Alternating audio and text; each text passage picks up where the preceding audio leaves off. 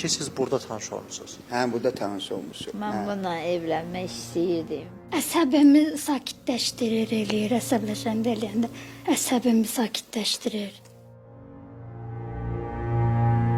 Cəmiyyətin imtina etdiyi, dövlətin sahib çıxdığı onlarla insan yaşamaq üçün sağlam düşünmək məcburiyyətindədirlər. Amma çox təəssüf ki, hər biri bunu bacarmır. Fərqli istəkləri var. Bu istəkləri qarşılamaq, onları razı salmaq, həyatı sevdirmək olduqca çətin və məsuliyyətli işdir. Bu işdə ən çox əmək sərf edənlərdən biri psixoloqdur. Zakir, salam. Necəsən? Yaxşı, Əyləş. Bugün necə keçib günün? yaxşıdır. Neyləmsən? Hə?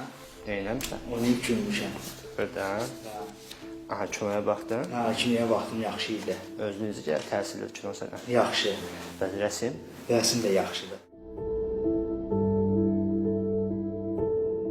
Əmək və Əhalinin Sosial Müdafiəsi Nazirliyinin tabeliyində Sosial Xidmətlər Agentliyinin bir saylı psixonevroloji sosial xidmət müəssisəsində fərqli yaşlarda qadınlı kişili 216 sakin yaşayır. Onların səhhətini stabilləşdirmək, özlərini ifadə etmələri üçün psixoloqla yanaşı digər mütəxəssislər də əlindən gələn edir. Tez götürürlər, zehinləri yaxşıdır, yəni öyrədirəm sırazı, yəni götürürlər, toxuyurlar şükür.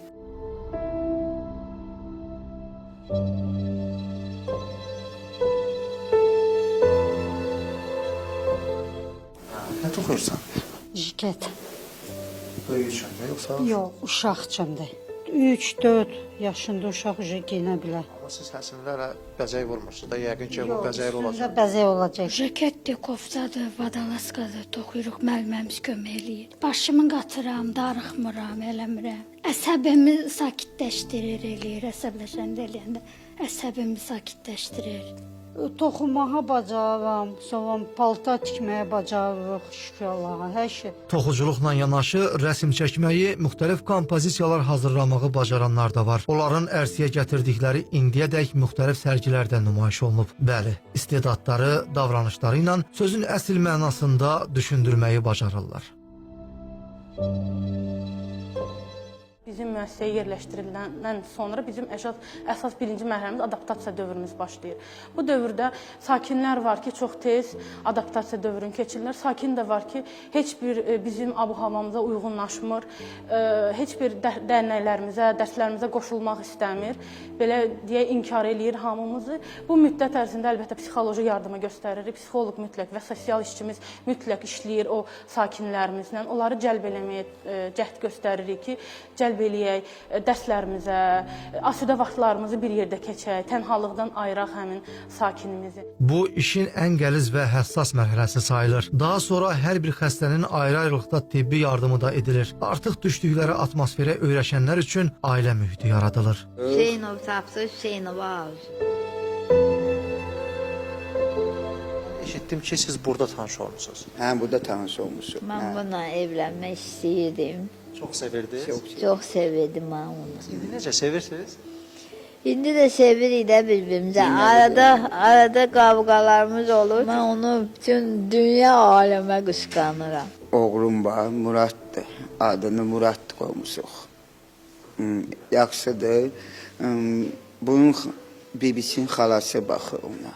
Müəssisədə tanış olub ailə quranlar təkcə onlar deyil, daha bir cütlük var. Əslində bu mənzərə onlara göstərilən qayğıdan danışır. Təkcə ailə quranlar üçün yox, hər biri üçündür bu qayğı. Məsələn, müxtəlif saatlarda film izləyə, musiqi dinləyə, oyunlar oynaya bilirlər. Gündəlik qidaları təmin edilir, müxtəlif xidmətlərdən yararlanırlar. Bunun üçün çox sayda işçi çalışır müəssisədə. Hər xırda məsələyə xüsusi diqqət yetirilir. Amma bəzən hər şey yolunda getməyə bilir.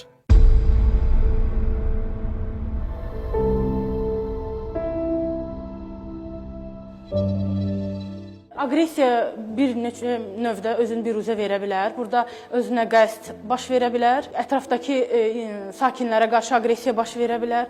Əşyaları qırıb sındırmaq ola bilər və bu zaman biz əlbəttə ki, xəstəxana köməyinə müraciət edirik. Kəskin vəziyyətdən sakinimizi çıxardırıq, xəstəxanaya yerləşdiririk, müalicəsini yetiririk və ondan sonra bizə qayıdır. Bu proses çox qısa zamanda sürür. Hazırda ölkə üzrə Sosial Xidmətlər Agentliyinin tabeliyində 4 belə müəssisə fəaliyyət göstərir. Ümumilikdə 600-dən çox xüsusi qayğıya ehtiyacı olan şəxslərin müalicəsi aparılır. Ailə üzvləri belə deyək də, mütəmadi olaraq həmin şəxslərlə mütləq şəkildə əlaqədə olmalıdırlar. Çünki bir çoxlarında belə bir fikir var ki, yəni o onsuz da özündə deyil, tutalım və yaxud da o heç nə başa düşmür və s. Amma əslində bu düzgün deyil. Yəni onlar öz vəziyyətlərinə görə, öz diaqnozlarına görə, öz səviyyələrində hər şeyi çox gözəl anlayırlar və başa düşürlər. Ailə üzvləri onlara dəstək olmalıdırlar. Qurum rəsmisi onu da bildirdi ki, indiyədək ümumilikdə 20 nəfərə yaxın şəxs ailəsinə inteqrasiya olunub. Amma bu onların tam sağalması kimi başa düşülməməlidir. Çünki tibbdə belə bir hal mövcud deyil. Məlumat üçün onu da bildirək ki, belə mərkəzlərə yalnız xüsusi qayğıya ehtiyac olanlar, yəni ailə vəziyyətinə görə baxımsız qalan və əlilliyi təsdiq olunan şəxslər yerləşdirilir. Gündüz Vaqifoğlu, Namiq Ağayev, Anar Ağazadə, İTV Xəbər. Şükür arzu edirəm, çox sağ olun. Allah köməyiniz olsun.